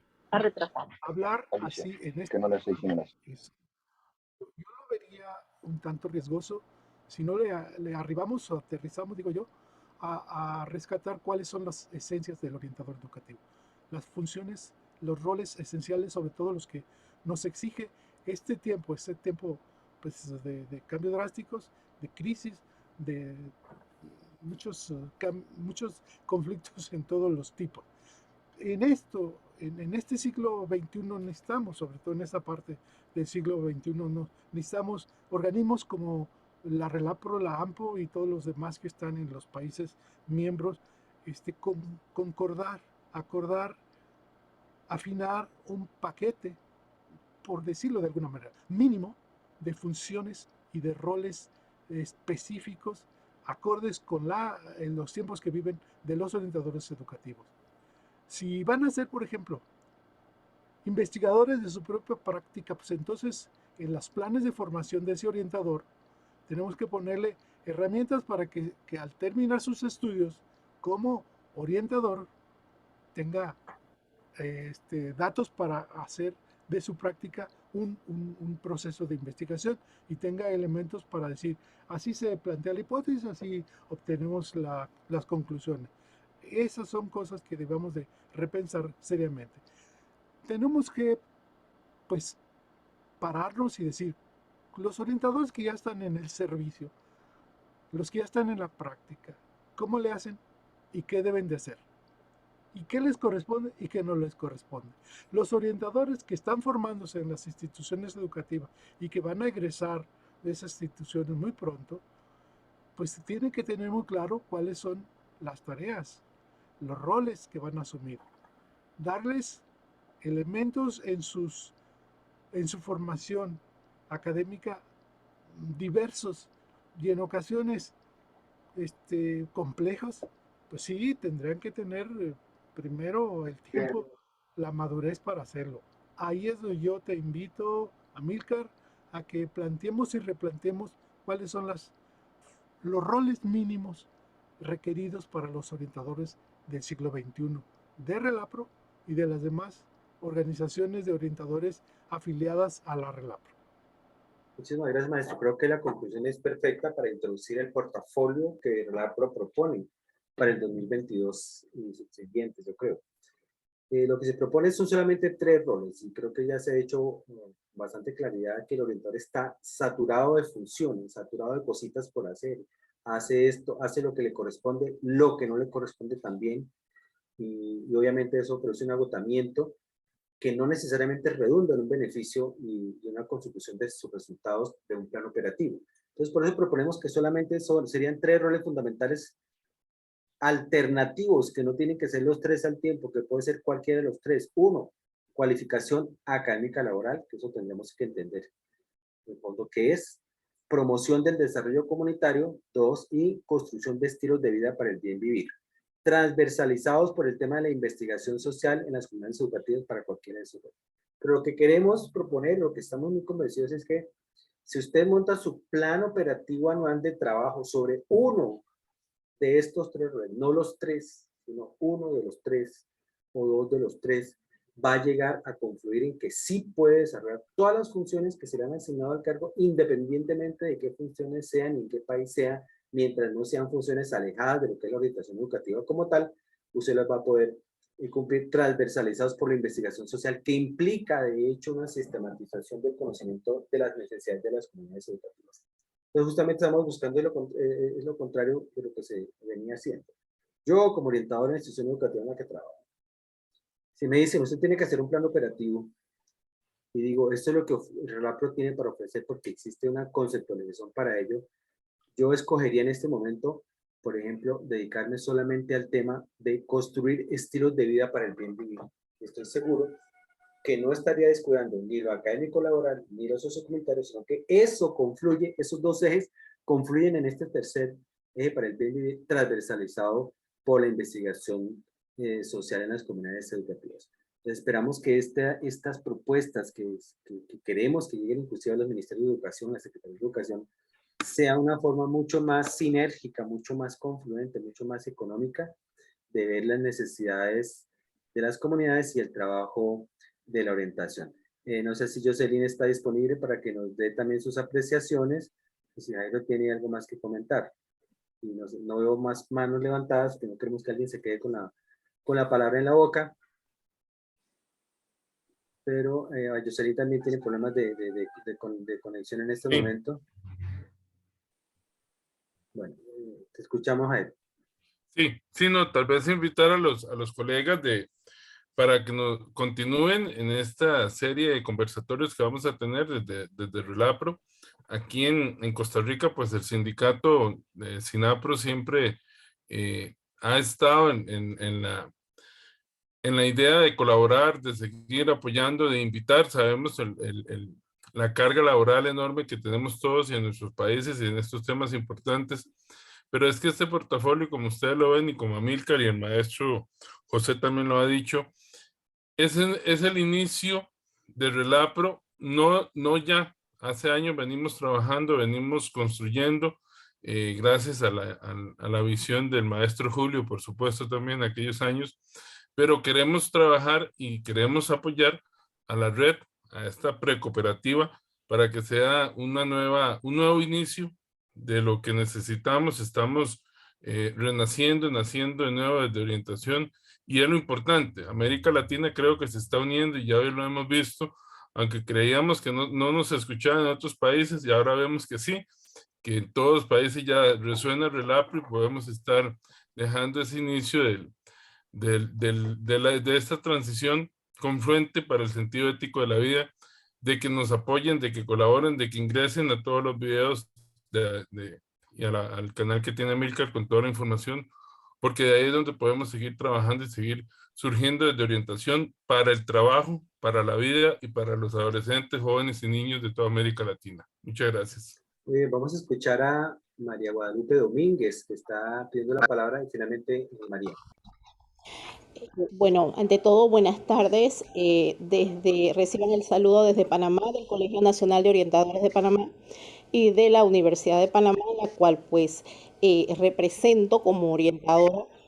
Y más que nada, felicitar por esta tarde de aprendizaje. Creo que me atrevo a decir que para todos los orientadores latinoamericanos, y es una satisfacción ver el crecimiento y la unidad que podemos tener. Nosotros recientemente nos integramos a la red a partir del 2020 de una forma más activa, y aprovechamos todo este crecimiento de la parte positiva de la pandemia para compartir conocimientos. Y en ese sentido, pues nosotros vemos con muy buenos ojos toda esta propuesta del portafolio de RELAPRO, porque somos creyentes en que la orientación, en el caso de Panamá, pues nosotros la tenemos ahora mismo en lo que es la premedia y media de la educación básica general. Nosotros no tenemos orientadores en primaria. Estamos desde CONAOPA luchando, y desde el Ministerio de Educación, por incluir esa orientación en el nivel primario. pero en este rol que ejercemos dentro de la educación premedia y media, podemos influenciar, como se decía aquí, no solo al estudiante, sino a la familia, a la comunidad y con todo ello al país. Y creemos firmemente que la función del orientador tiene que salir de los centros educativos y debe ir a la comunidad, debe ir al desarrollo del país. Entonces, estas ideas que hemos escuchado esta tarde, estos puntos de vista, estas colaboraciones entre países, nos hacen ver lo que nosotros tenemos como Panamá. Nosotros sí tenemos una licenciatura en educación con especialidad en orientación. Nuestros orientadores estamos poco a poco llevándolos a que sean especialistas en orientación, pero vemos esta forma de trabajo de los compañeros que nos han compartido sus experiencias como una forma de mirar el trabajo que estamos haciendo nosotros en Panamá desde las escuelas y desde la Universidad de Panamá. Y hay una idea que a mí me encantó, me impactó y quiero seguirla trabajando en esa línea, es el tema del énfasis que nosotros hemos hecho a la investigación en orientación. Nosotros somos uno de los países con poca investigación en el área de orientación y el trabajo no se puede hacer desde la orientación si nosotros no investigamos la realidad social que tenemos. Y el otro punto que puedo señalar es el tema del trabajo interdisciplinario.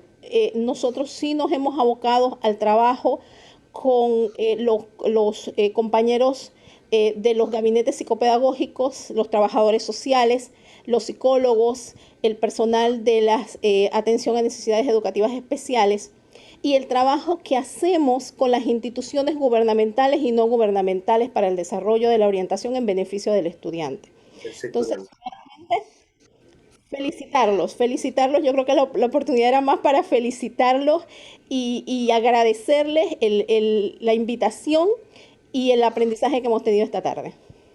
Muchísimas gracias, María Guadalupe. Con CONAOPA, el 8 de marzo, Día Internacional de la Mujer, vamos a tener un conversatorio muy interesante acerca de las relaciones afectivas en los adolescentes, tema que está ahí pendiente por trabajar. Un saludo a todos los amigos allá en Panamá, que lo recordamos con mucho cariño y apreciamos mucho sus observaciones frente a ese conversatorio.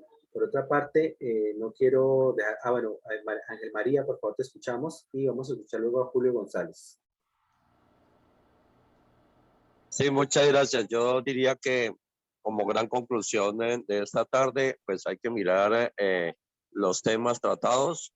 Hay que profundizar mucho más en la parte investigativa, que creo que es lo que saca a la luz todas las cosas que se han participado esta tarde.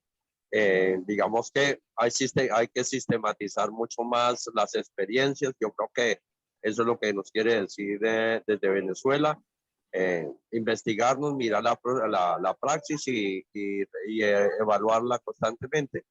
Y pensaría, por último, como cierre de esto, que también habría que estudiarse este modelo neoliberal, cómo nos ha llevado a la orientación a entrarnos en ciertos roles en la parte socioocupacional y de pronto llevar un juego que solamente es de este sistema neoliberal y que podría cambiar en el sentido que cambie ese sistema. Pensaría que pues se ha hecho un buen trabajo e invitaría a que se haga un gran manual de ciertas funciones a nivel de Latinoamérica y se pueda posteriormente trabajar sobre ellas, ojalá en conjunto para todos los países, de alguna manera como unas líneas guías de nuestro quehacer como orientadores, y pues que quede un poco como un camino para la gente que viene a hacer orientación en el futuro. Yo les agradezco, fue un tema bien especial. Yo vivo en Bogotá, pero hoy los saludo desde Villavicencio, estoy por aquí dándome una vuelta y de verdad he aprendido mucho de todos y de sus intervenciones. Amílcar, gracias por invitarnos y así pues los nombres de los demás no me los sé, pero en cada uno en su nombre le agradezco su participación. Una buena tarde. Muchas gracias, Ángel María. Dejamos pendiente allí, Jocelyn, que está tomando nota, un conversatorio pendiente sobre desarrollo humano. ¿Qué es desarrollo humano? ¿Qué es el desarrollo social? ¿Qué es el desarrollo sostenible? cuáles son los objetivos del desarrollo del milenio, que yo sé que Jairo ha trabajado muchísimo sobre ese tema. Tenemos que programarlo en el transcurso de este trimestre. Voy a tratar de transmitir un mensaje de Julio González. Entonces, bueno, en primer lugar, saludo la realización de este conversatorio sobre los roles profesionales del orientador que se supone pues, que para el siglo XXI, aun cuando algunos países estemos a comienzos del siglo XX, como es el caso de Venezuela. Entonces, me parece que hay dos aportes bien significativos. Pienso que los roles, los planteamientos teóricos están suficientemente fortalecidos, como en el caso de la teoría de Magnet, que creo que ese debe ser nuestro sustento teórico principal, y lo que nos queda entonces ahora es tratar de evidenciar, hacer investigaciones basadas en evidencia con relación a la práctica del modelo transicional confluente para el sentido ético de la vida. Creo que la parte teórica está suficientemente fundamentada, ahora lo que nos queda es la parte práctica. Bueno, espero que se haya podido escuchar ese mensaje. Igual vamos a compartirlo en las redes sociales de la posición que tiene nuestro colega y cofundador, junto con José Nava y otros colegas de Relapro. Volvemos a insistir, Relapro se transforma, Relapro no se acaba, al contrario, se fortalece con esta visión cooperativa que vamos a ir compartiendo durante este semestre. Invitarlos a todos ustedes a que pensemos en esas opciones de vincularnos a una entidad cooperativa. Posiblemente, maestro, estamos viendo la posibilidad de que se vinculen no como individuos, sino como asociaciones. Por ejemplo, ¿por qué no pensar en que AMPRO se pueda asociar a Relapro a nivel de agrupación, SINAPRO también, y no tanto a nivel individual? Ahí te dejamos esa idea, Jairo, para que lo vayamos pensando. Correcto. Y también, o sea, lo que menos queremos es que esto se vuelva una carga económica a nivel individual, sino que lo miremos como una posibilidad de desarrollo y crecimiento. Tenemos un gran portafolio, pero necesitamos una buena plataforma para compartirlo con el mundo, para llevarlo a las instituciones que tienen que enterarse de que venimos trabajando en esto desde el 2017, por lo menos en Buenos Aires, que empezamos a sistematizar nuestro trabajo. Entonces, para todos, muchísimas gracias. No sé si Jocelyn finalmente nos ha podido conectar, pero ya tiene conclusiones que vamos a colocar en este video a pie de página. Quienes no hayan diligenciado el formulario de asistencia, por favor, regálanos 3 minuticos para hacerlo. Está en el chat. A Jocelyn, muchas gracias por este formulario también, por toda la colaboración que han tenido. No ha podido salir aquí en cámara, pero detrás de esto hay mucha gente colaborando y haciendo que sea posible. Sí. No sé si vos dejas de compartir para ver si yo puedo subir los videos de Julio para que Julio quede grabado también. Perfecto, mucho mejor. Sí, gracias. Me parece que aquí los tengo, ya voy. El segundo, si quieres desde el segundo. Ok, vamos a ver.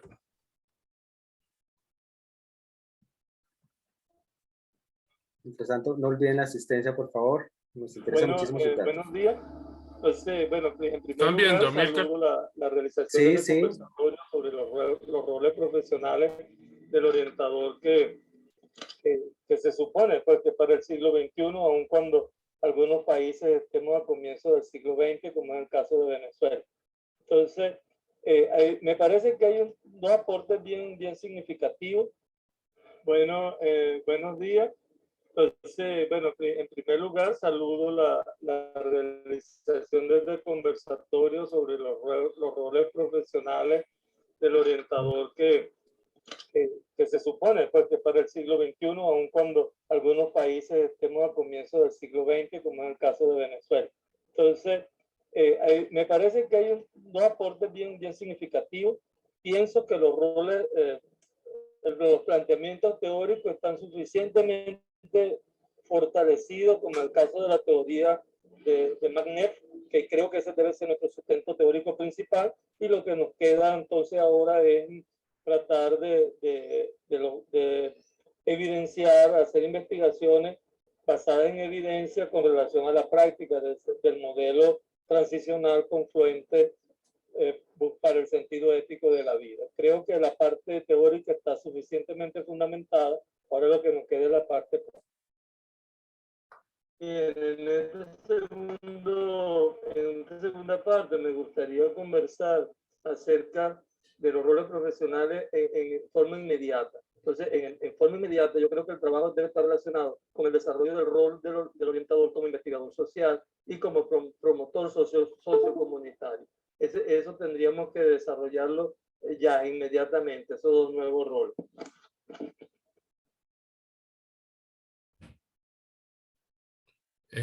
Listo, Milka, ya Ok, tengo. perfecto. Bueno, esto para recordarles que Julio González, que ha sido, sigue siendo el alma y nervio de esta organización pre-cooperativa próximamente, sigue estando activo en la parte académica, inclusive está muy contento porque tiene tutorías con estudiantes que están estudiando orientación, por una parte, y que para el mes de marzo vamos a presentar este modelo de orientación transicional para el Centro de Ética de la Vida como un plan de estudio para especializaciones, actualizaciones, maestrías y en el futuro doctorados en orientación. De modo que consideren ustedes pioneros en esta línea. Y obviamente vamos a tener como maestros a estos doctores que nos han precedido, que siguen siendo muy importantes para nosotros, unos referentes importantes, como Julio, como José, como George Vera, como muchos otros que nos han marcado el camino. Pues creo que todavía tenemos mucho camino para recorrer y me critican por esto, pero voy a repetirlo. Hay algunos que se esfuerzan un día y son buenos. Hay otros que se esfuerzan un año y son mejores. Y hay otros que se esfuerzan toda la vida. Esos son los imprescindibles, dice Bertolt Brecht. Muchísimas gracias, maestro, porque hasta el último día que el Señor nos tenga con fuerza, vamos a estar ahí. Muchísimas gracias a todos. Milka, si quieren abrimos las cámaras para perfecto, despedirnos. sí, por favor, todos con la cámara prendida. Todos con la cámara prendida, aquí lo pongo en vista de galería para que nos veamos todos. Y tomar una foto, no sé de aquí cómo se hace, pero si lo puedes hacer allá. Control print, me imagino. ¿Listos? ¿En sus marcas? Jairito, ¿listos para la foto? ¿Listos? Listos y... No pude yo. Bueno, voy a hacerlo así manualmente como hace Jairo también, entonces no se muevan. Quiero también esta foto para la historia. No se les olvide que nos encontramos en los próximos conversatorios. El próximo conversatorio es el 26 de febrero. No se les olvide, 26 de febrero, 4 de la tarde, sobre un tema apasionante. Avances en orientación en México, en Costa Rica, Colombia y Chile.